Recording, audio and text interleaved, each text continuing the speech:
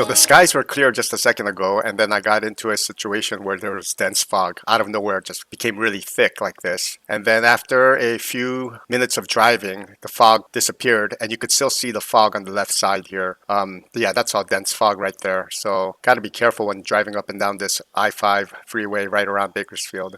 A while back, I mentioned this before, but some big companies are running into the trap of being very numbers oriented and neglecting what got them those numbers. So, like in trucking, it's the drivers, it's the people that are getting you the accounts that you can deliver, the broker role, the customer service role, whichever company you're in. But the people that are boots on the ground, you can't neglect these people. In trucking, it's the drivers, right?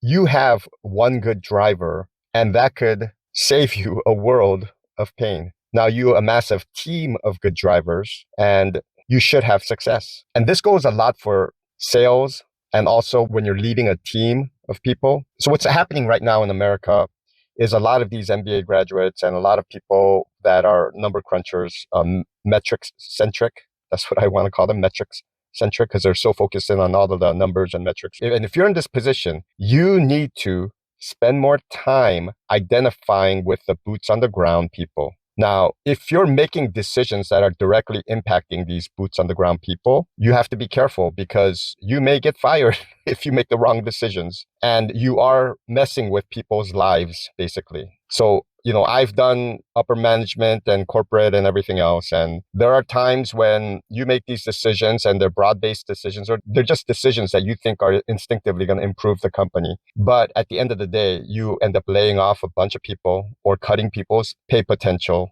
And there's a lot of stuff that happens and people don't really think beyond their immediate results. So these decision makers, they're not thinking for the long haul.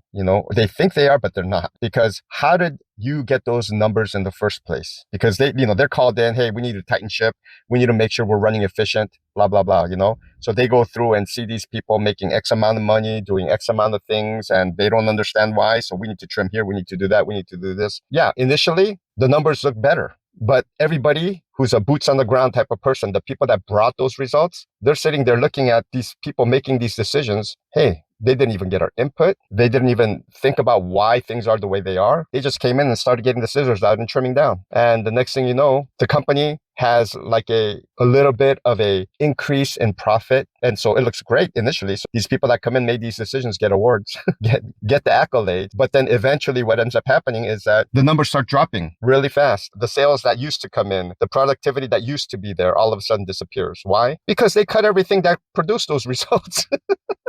They trimmed it and they didn't think about what's going to happen, how it impacts people. You got people that are on commission-based sales and they're kicking butt. All of a sudden you change them to salary-based and the next thing you know, they're not motivated. Instead of a positive reinforcement, they tell you, if you don't hit these numbers, we're going to have to let you go. Now it's a negative reinforcement. And this stuff in corporate America is happening all across the board. And I see people and I feel for people.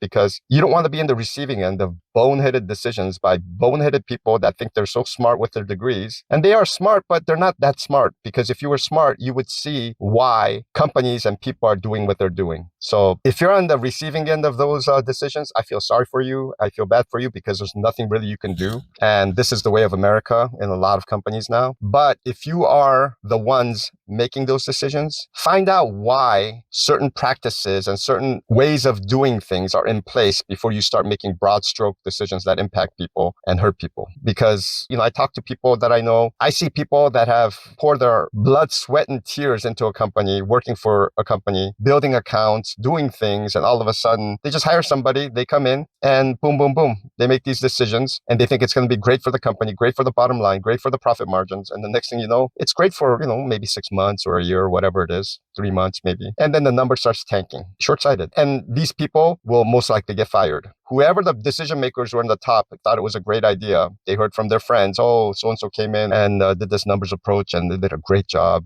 making so much more money. The bottom line is great, blah, blah, blah. just be careful what decisions you make. I know that there is wisdom in a numbers approach way of doing business, but think about how you achieved the level of success that you have right now before you start going gung-ho all in on metric-centric business approaches. Anyway, just my 2 cents on seeing a lot of big companies that are going to struggle because unfortunately they can't stay nimble and they can't appreciate how they grew. And as they go into uncharted territory, they have to be careful. Companies have to be careful what decisions that they end up making. And you may be throwing the baby out with the bathwater, unfortunately. Hopefully, you're not negatively impacted by this. But I see a lot of this happening in America right now.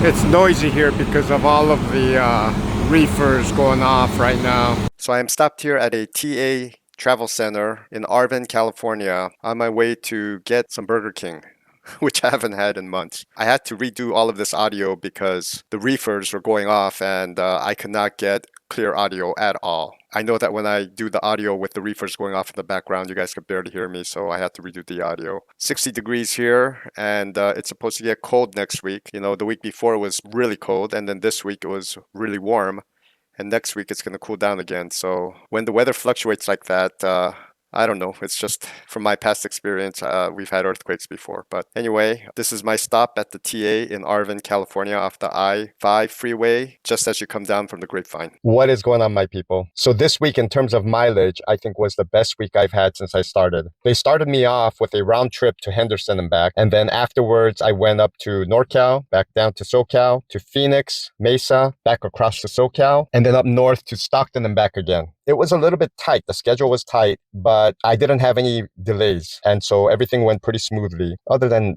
some of the traffic that I ran into, but which was fine. In terms of mileage, little over 2,700 miles. So I think since I started, that's probably the best I've done. Hopefully they keep me running like this and I could do really well this year. In terms of how things have progressed for the last 2 years and 2 months, it was a brand new account when I started. So it was bumpy and there was a lot of turnover in the backroom staff and things were not very smooth. You could see some of my videos from back in the day. But after being here for the last 2 years and 2 months or so, things have dramatically improved. I'm talking a lot better. Just a lot better, especially the beginning of this year. It's just gotten smoother. Hopefully we don't have employee changes in the backroom staff. Because when you do, you start all over again, But so far, the planner that usually plans me, he's doing really well. My DTL knows me very well, and we've got a very good back and forth. Yeah, things are going good. I work with really good people, so I can't complain, and the people that are supporting me in my driving, unless I make a mistake at this point, I'm getting the support that I want, And so, like a couple weeks ago, things come up, You have bad days, you have bad weeks. It just happens. But for the most part, most of the time, things are running smooth right now. So I can't complain. Thank you for following me on this journey. And if you're a driver out there, stay safe. God bless all of you. Peace. And until next time, cheers.